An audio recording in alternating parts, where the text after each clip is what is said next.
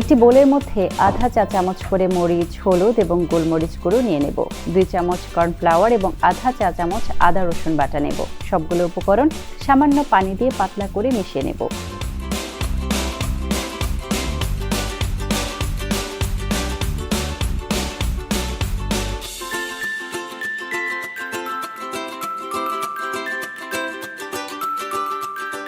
সিদ্ধ করে হাফ করে রাখা 4টা ডিম এই মশলার মধ্যে চুবিয়ে 1 টেবিল চামচ তেল দিয়ে ভেজে নেব।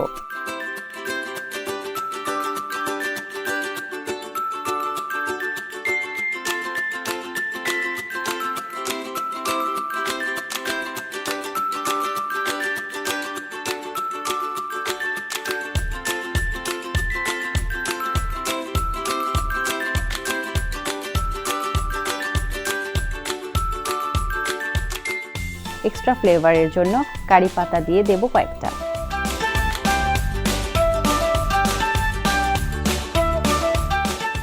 এবারে ডিমগুলোকে গার্নিশের জন্য একটি পেঁয়াজ, একটি মরিচ এবং একটু ধনিয়া পাতা কুচি করে নেব। এর মধ্যে গোলমরিচ গুঁড়ো, আধা চা চামচ, 1 চিমটি লবণ এবং 1 চা চামচ লেবুর রস মিশিয়ে ভালো করে মিশিয়ে নেব।